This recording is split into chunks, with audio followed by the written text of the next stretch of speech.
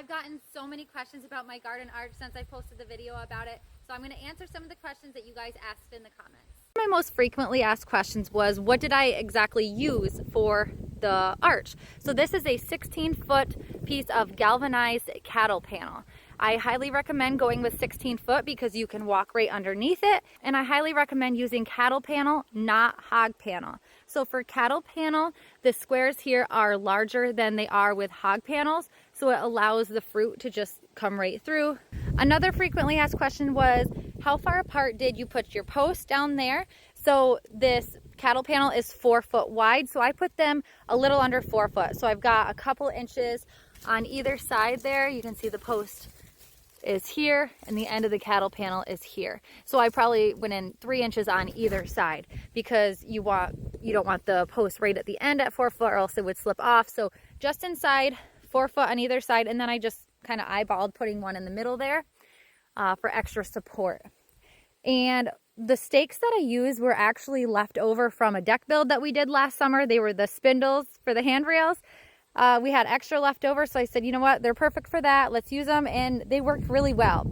But if you were to build your own, I would recommend either wooden stakes, although after time they will rot. So when I put more arches in my garden next year, I'm going to be using rebar because it's not going to bend, it's not going to rot, and it's pretty strong and it will hold up, I believe, a lot of weight. So rebar is what I would recommend most for the stakes when putting up your arch. And some people ask, did you have to tie it down? What's holding it up? It's just the resistance, the pressure that when you bend this cattle panel, there's a lot of resistance against you. And once you put it against these stakes, it just pushes against and holds itself. So this isn't tied down at all. It's just pushing against the stakes. And then I mounded the dirt up here, obviously. So the cattle panel is down into the dirt about a foot, which also holds it pretty well. Somebody also asked, do you have to help the vines weave through?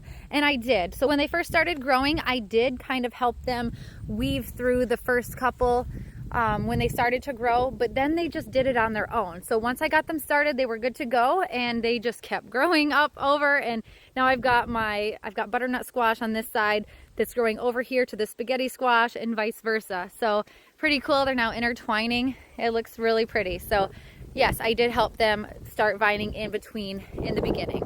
And if you want a step-by-step tutorial on how you build one of these arches, I will be adding quite a few more in my garden next spring. So just be on the lookout for that.